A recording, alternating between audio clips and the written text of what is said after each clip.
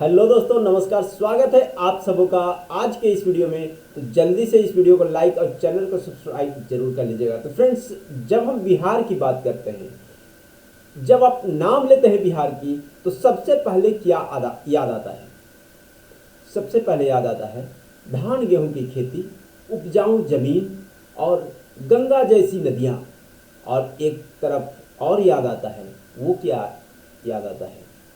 वो याद आता है हर साल सूखा, बाढ़ और बदलता मौसम। तो फ्रेंड्स, आज हम बात करने वाले हैं जलवायु संकट और बिहार का भविष्य। तो फ्रेंड्स, क्या आपने कभी सोचा है कि 20 साल 30 साल के बाद क्या होगा बिहार का भविष्य? तो फ्रेंड्स, आज हम वही बात इस वीडियो में आपके साथ करने आए हैं कि 20 साल बाद 30 साल बाद बिहार का भविष्य कैसा होगा। तो फ्रेंड्स, चलिए शुरू करते हैं इस वीडियो को और जानते हैं इस वीडियो में हम लोग कि कैसा होगा 20-30 साल बाद का बिहार का भविष्य। तो फ्रेंड्स, जो हमने रिसर्च किया है, जो हमने आंकड़े जुटाए हैं, उस आंकड़ों से मैं आपको बताता हूं कि क्या होगा बिहार का भविष्य। तो सबसे पहला समय मॉनसून पर आता है। अब देर से या अचानक मॉनसून जो है वो कभी देर से आ रहा है, कभी अचानक आ जा रहा है। और जब आ भी रहा है तो लगातार रेगुलर में बारिश हो रही है, वो हो रही है, हो रही है, हो रही है, कभी खुलने का नाम नहीं। इस बार आपने देखा होगा कि एक तरफ उत्तरी बिहार में बाढ़ ही बाढ़ है, लोग तबाह हैं बाढ़ से, घर डूबे हैं, गांव डूबे हैं, लोग बह गए, नदियां उफान पर है। दूसरी तरफ जहां सुखाड़ हुआ करता था, दक्षिणी बिहार आ जाइए, वहां बारिश होने से इतना बारिश हुआ, इतना बारिश हुआ कि आप देख रहे होंगे कि न मक्के की खेती हो पाई है बढ़िया से, ना ही मतलब सब्जी की खेती बढ़िया से हो पाई। तो जिसके कारण बहुत सारी समस्याएं उत्पन्न हो रही है। गर्मी लंबी हो रही है और सर्दी छोटी हो रही है। गर्मी आप देखेंगे कि लगभग फरवरी से गर्मी स्टार्ट हो जाती है, सर्दी छोटी हो गई है। आप अभी तक अगस्त महीना चल रहा है, आप अभी तक गर्मी महसूस कर रहे हैं, हवा पंखा चालू कर रखे हैं, आप एक कूलर चालू कर रखे हैं और उसके बाद सोते हैं। आज के इतने बारिश होने के बाद भी पृथ्वी ठंडक के मौसम को क्यों नहीं ला पा रही है?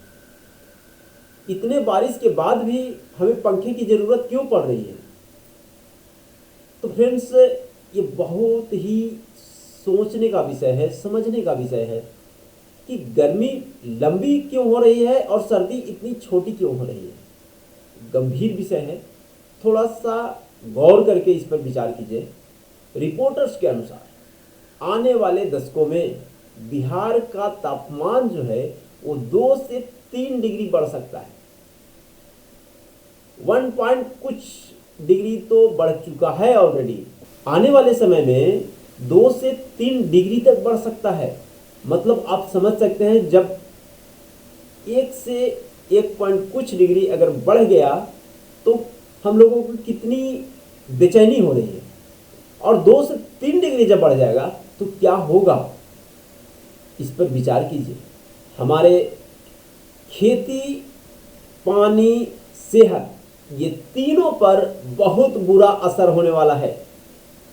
तो फ्रेंड्स, ये जो असर होगा वो बहुत भयावह होने वाली है।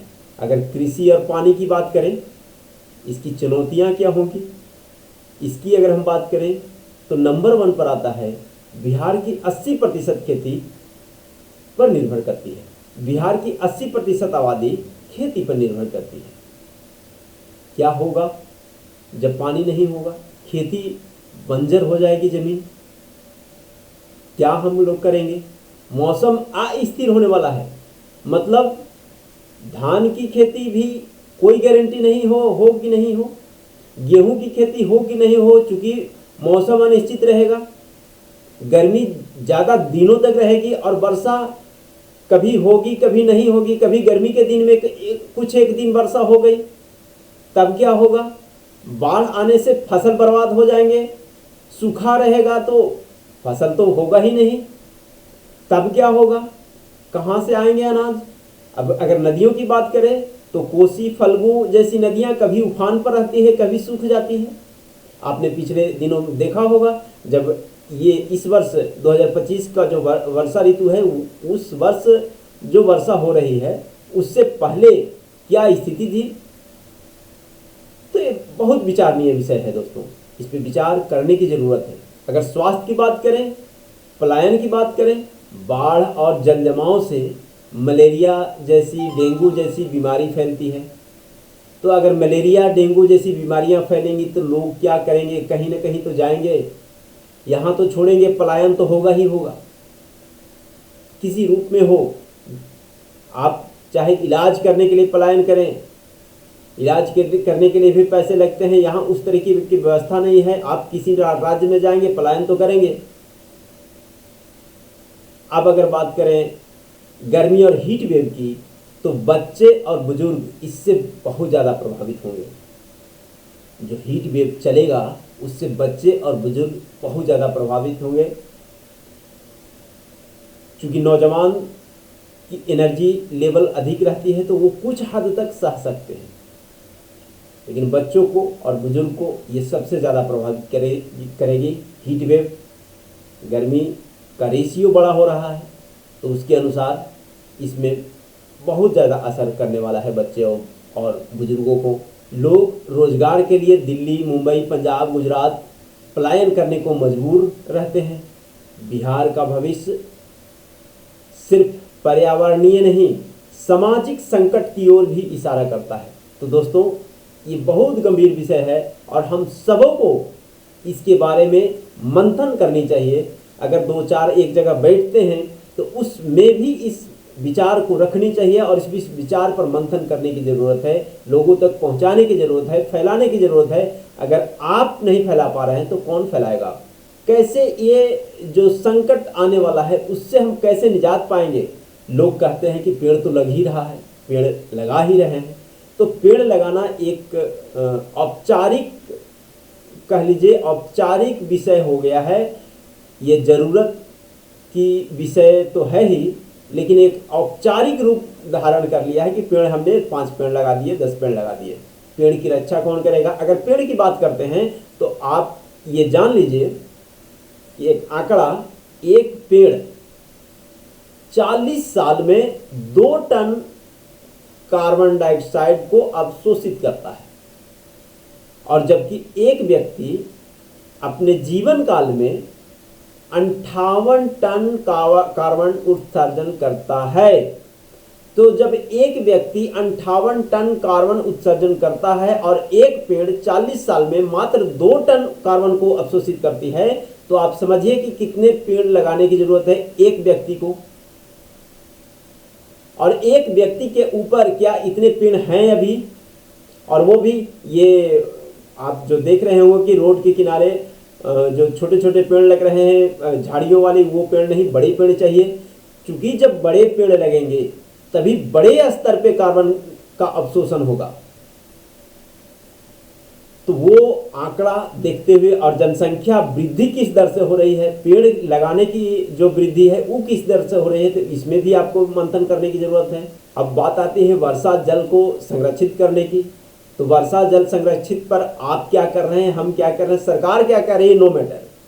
बात आती है जब तक पब्लिक इस पर चर्चा नहीं करेगी, पब्लिक इस पर गौर नहीं करेगी, पब्लिक इस पर ध्यान नहीं देगी, तो फिर कैसे होगा। सौर ऊर्जा की प्रोजेक्ट की बात होती है, तो सौर ऊर्जा को अपनाने के लिए अगर हम अग्रसरित नहीं होंगे तो कौन होगा।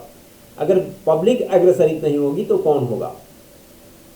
इसकी भी बहुत ज़रूरत है कि हम जल्द से जल्द सौर ऊर्जा पर शिफ्ट हों, और वो भी सौर ऊर्जा के साथ साथ हम जो इसका जो हम लोग उपयोग करते हैं उसमें हम लोगों को संयम की ज़रूरत है। अगर खेती में हम लोग जब खेती करते हैं तो खेती में वैकल्पिक खेती का उपयोग शुरू करना होगा कि हम अगर धान नहीं होता है तो उसके जगह पर क्या कर सकते हैं, कौन सा फसल उगा सकते हैं। अगर इन चीज़ों पर आज हम शुरुआत करें तो आने वाले समय में हम कुछ हद तक आने वाली पीढ़ी को बचाया जा सकता है। सवाल ये नहीं है कि हम कैसे बच सकते हैं, सवाल ये है कि हमारे बच्चे कैसे सुरक्षित रह सकते हैं, कैसे इस जीवन को आगे ले जा सकते हैं, कैसे इस पृथ्वी को और कुछ दिनों तक बचा सकते हैं, क्योंकि पृथ्वी बिल्कुल विनाश की घड़ी पर खड़ी है। दोस्तों, धरती और लोकतंत्र तभी बचेगा जब लोकल लोग, हम आम जनता इसके लिए जागरूक होंगे, खड़े होंगे। जब तक हम और आप नहीं खड़े होंगे तब तक कुछ नहीं हो सकता। बिहार का भविष्य हमारे साथ है। आज क्या कदम उठाते हैं वही कल तय करेगा। दोस्तों, अगर आप मानते हैं कि जलवायु संकट असली चुनौती है तो इस वीडियो को शेयर कीजिए ताकि ज़्यादा से ज़्यादा लोगों तक इस जानकारी को पहुंचाई जा सके। और कमेंट बॉक्स में ज़रूर बताइएगा कि इस वर्ष आपने गांव और शहर में मौसम से रिलेटेड क्या बदलाव महसूस किया है। तो कमेंट बॉक्स में ज़रूर लिखिए, क्या आपको लगता है कि सरकार और जनता मिलकर कुछ कर सकती है। तो फिर नेक्स्ट वीडियो में मिलते हैं। थैंक यू, धन्यवाद, बाय बाय।